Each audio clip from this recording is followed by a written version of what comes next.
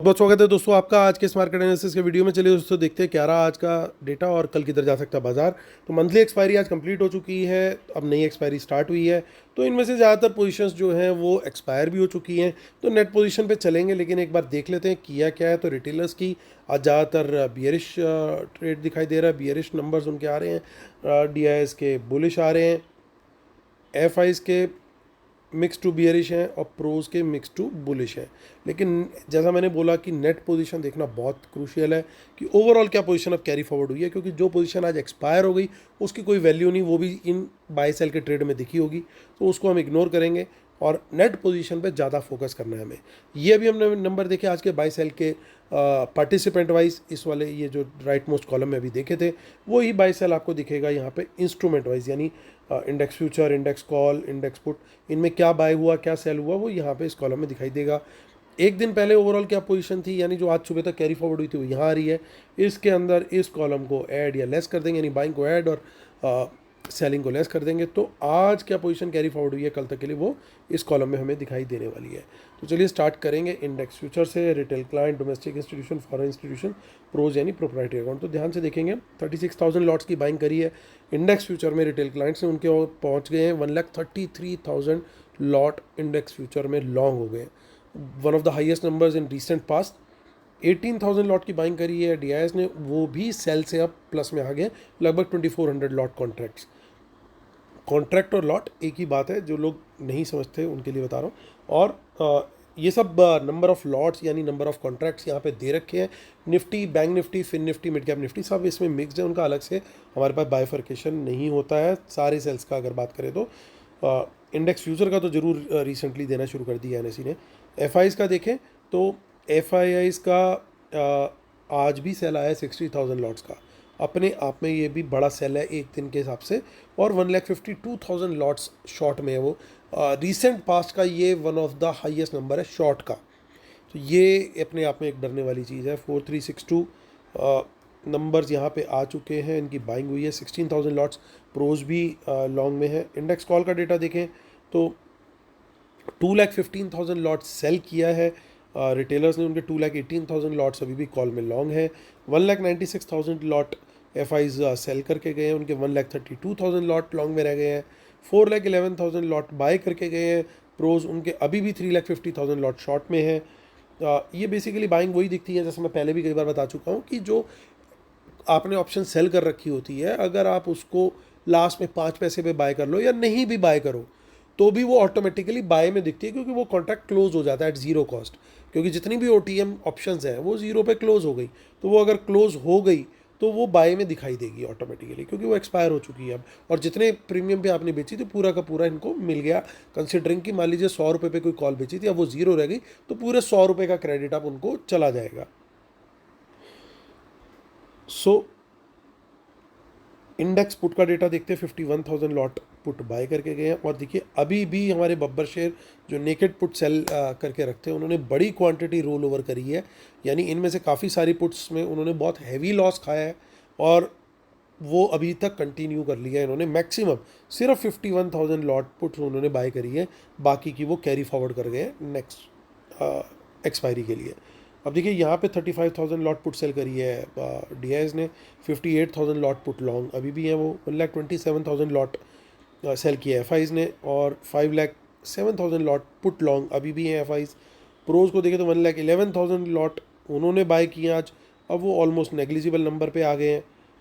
Stock future का data देखें तो वहाँ से भी बिल्कुल अच्छी खबर नहीं आ रही है। मैंने कल भी शेयर किया था कि ये लास्ट में कुछ कॉन्ट्रैक्ट्स को ऑटोमेटिकली एक्सपायर होने के लिए छोड़ देते हैं, तो उसके चलते 76,000 लॉट्स सेल में आ गए हैं और वापस नंबर बढ़ के पहुँच गया है 1,36,000 लॉट्स। 11,000 लॉट बाय किए प्रोज ने, उनके 2,91,000 लॉट लॉन्ग में है। और रिटेलर्स का जो हमें एक्सपेक्टेड था कि एक बड़ा नंबर कॉल्स का ज़ीरो होगा, क्योंकि रिसेंट कुछ डेज में स्टॉक्स के अंदर जिस तरीके से गिरावट आई है, तो ये एक बड़े नंबर का ज़ीरो होना बिल्कुल आज दिखाई दे रहा था कि ये आएगा। और ये नंबर अब घट के रह गया 2,27,000 लॉट्स, जिसे सेल कर रखा है स्मार्ट मनी ने, और पुट्स इन्होंने सेल कर रखी हैं जिसे बाय कर रखा है स्मार्ट मनी ने। तो चलिए अब चलते हैं कैश मार्केट का डेटा देख लेते हैं। और कैश मार्केट के डेटा के लिए DIs और प्रोज देखिए क्या ज़बरदस्त कोशिश करी है DIIs ने बाइंग करने की, 6,500 करोड़ का बाय किया है DIIs ने, लेकिन FIs का मूड बिल्कुल ख़राब था। वो आज फूफा जी जीजा जी मोड में बैठे हुए थे। 7700 करोड़ की उन्होंने सेलिंग करी है। इतनी बड़ी सेलिंग रीसेंट पास में हमने नहीं देखी सिंगल डे की।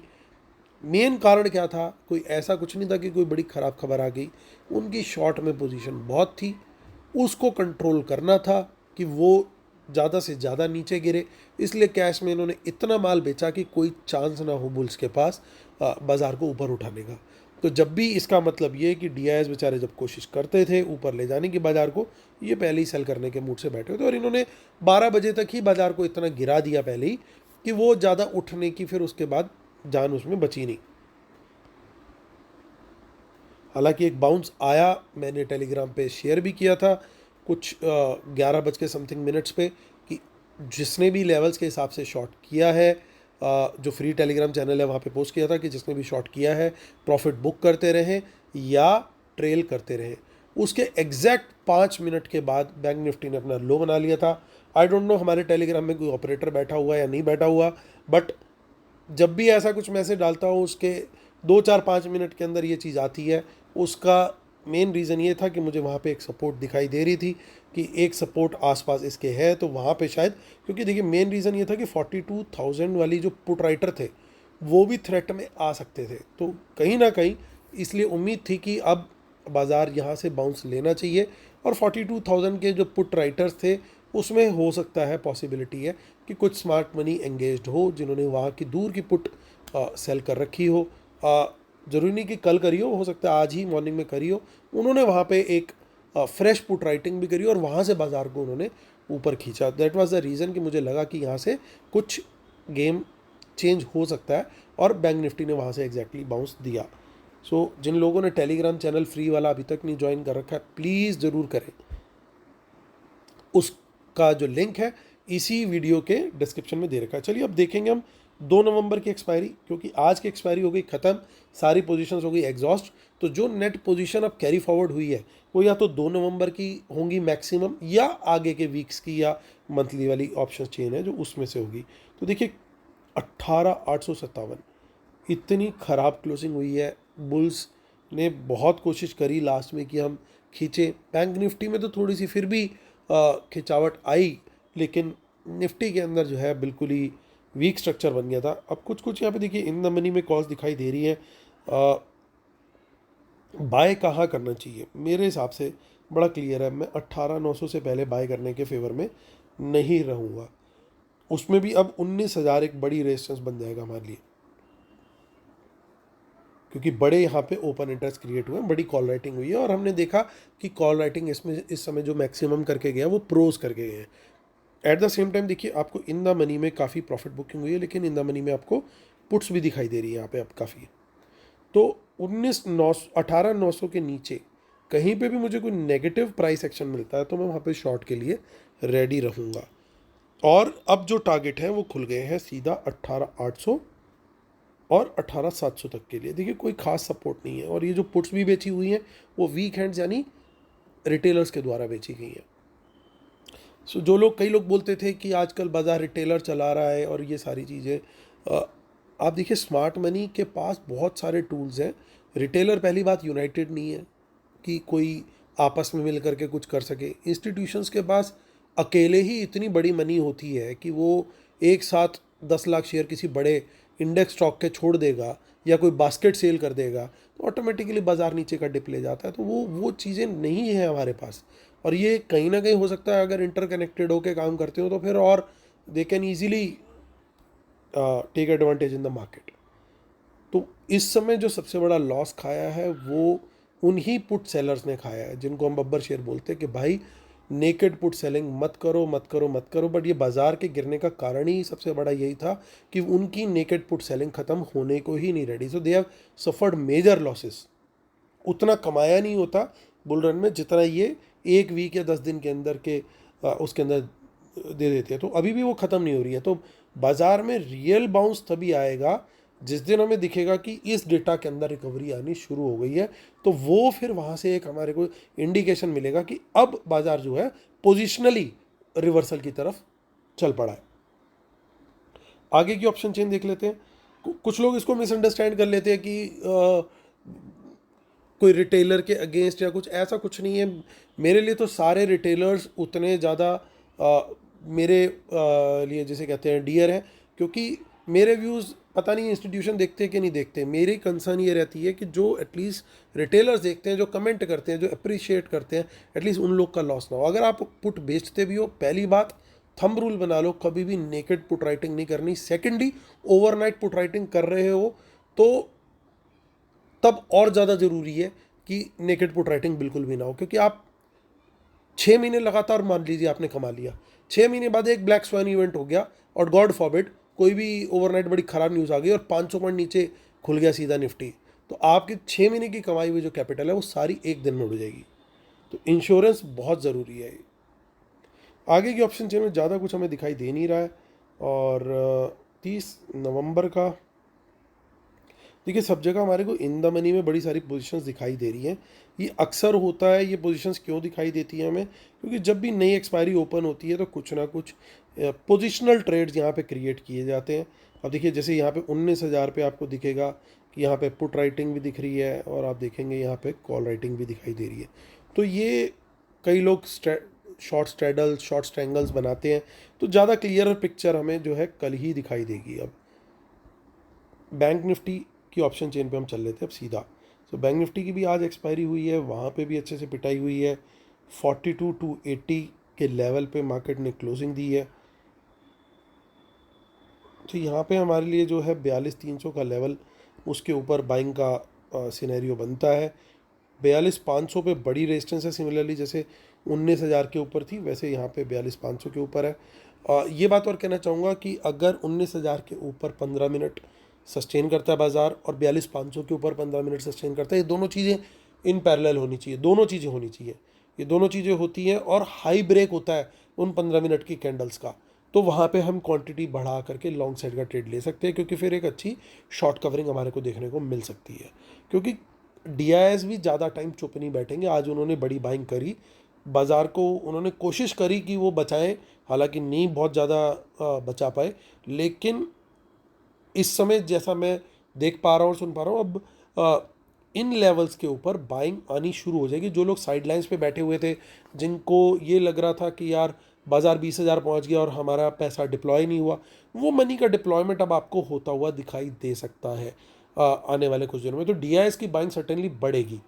अगर उस बाइंग के बावजूद आने वाले दिनों में अगर बाज़ार गिरता है, तो ये फिर एक बात के लिए एटलीस्ट मैं श्योर हो जाऊंगा कि इस फॉल के पीछे कोई बड़ा कार्टेल काम कर रहा है। जिस तरीके से कार्टेल काम कर रहा था अडानी स्टॉक्स की पिटाई करने के लिए, इस समय फिर समझ जाएंगे हम कि मार्केट की पिटाई करने के लिए कोई ना कोई कार्टेल काम कर रहा है। अगर आने वाले दिनों में DIS की बाइंग बढ़ती है और बाजार फिर भी गिरता है, तो तब ये समझ जाना कि there is some cartel behind it. और ये हमें एकदम से नहीं पता लगेगा, ये आने वाले दिनों में शायद फिर न्यूज़ निकल के आएगी।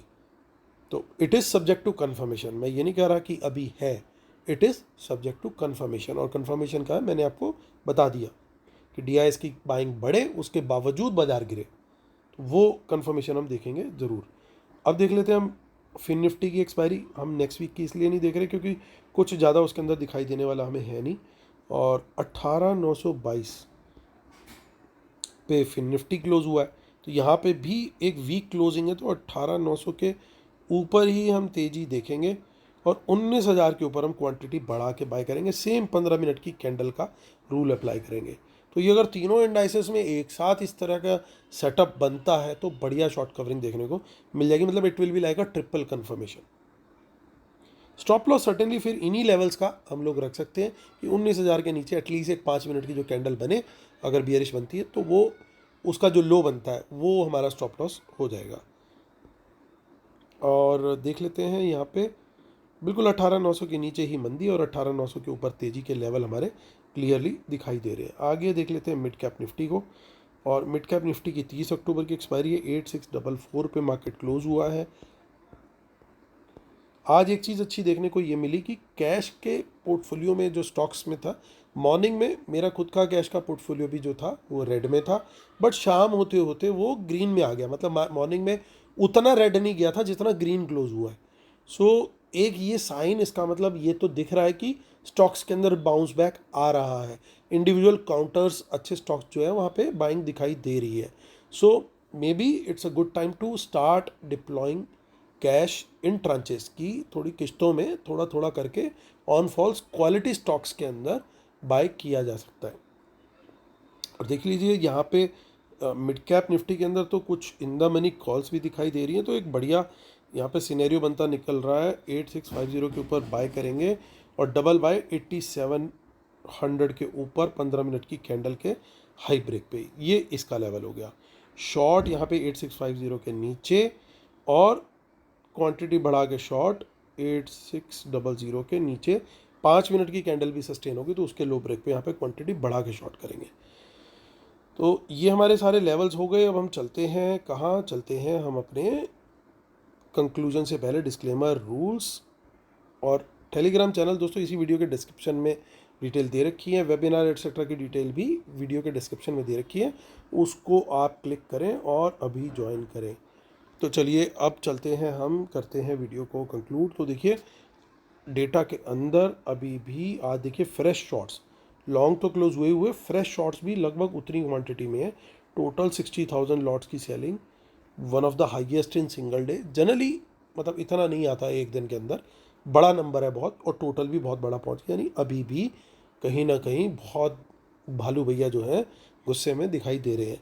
कॉल अच्छी खासी बेच के चले गए हैं। कॉल अब उनके बाद ना के बराबर है, पुट उनकी एक्सपायर हुई है कुछ, और लेकिन पुट उनकी लगभग 3.5 टाइम्स हैं कॉल के मुकाबले। और रही सही कसर, हमारे प्रोज भैया जो हैं 3,50,000 कॉल बेच के बैठे हुए हैं, पुट में उनकी कोई एंट्री नहीं है। और वहीं पुट पे दोबारा लॉस खाने के लिए रेडी बैठे हैं हमारे बब्बर शेर, यानी वो लोग जो नेकेड पुट सेलिंग करते हैं। अगर आप किसी भी बब्बर शेयर को ऐसे जानते हो तो उनको बताइए कि ये खतरे की घंटी है, ये कभी भी बच सकती है। जब तक ये घंटी हटेगी नहीं तब तक कुछ इस मार्केट का समाधान होगा नहीं। और आप देख लेना, जिस दिन अच्छी तेज़ी आएगी बाज़ार में उस दिन आप ये देखोगे कि यहाँ पे बाज़ार में रिकवरी जो है आई है। अगर अच्छी रिकवरी आई है तो यहाँ पे ये डेटा भी रिकवर होता हुआ दिखाई देगा। तो इसके बाद हम देख लेते हैं आगे का डेटा। तो इंडेक्स पुट के डेटा में आप देख सकते हो कि यहाँ पे पुट लॉन्ग बहुत बड़ा है अभी भी, तो ये भी घटता हुआ उसी दिन हमें दिखाई देगा। साथ में एक चीज़ और गड़बड़ क्या हुई है कि स्टॉक फ्यूचर्स के अंदर गड़बड़ी हुई है। तो स्टॉक फ्यूचर्स की जो गड़बड़ी है वो 76,000 लॉट एक ही दिन सेल में आ गए हैं। तो यहाँ पे भी एक हमारे को थोड़ा सा इशू दिखाई दे रहा है, ये नंबर भी इम्प्रूवमेंट होनी ज़रूरी है। तो ओवरऑल डेटा क्या बोल रहा है दोस्तों? ओवरऑल डेटा ये बता रहा है, और बाकी की जो सारी चीज़ें हैं वो यही शो कर रहा है कि ज़रूर वर्ल्ड मार्केट का थोड़ा बहुत इम्पैक्ट कंटिन्यू करेगा, लेकिन डेटा के अंदर अभी भी काफ़ी बियरिशनेस है। यानी बाज़ार एक तरीके से अभी थोड़ा सा सेल ऑन राइज टाइप रहेगा।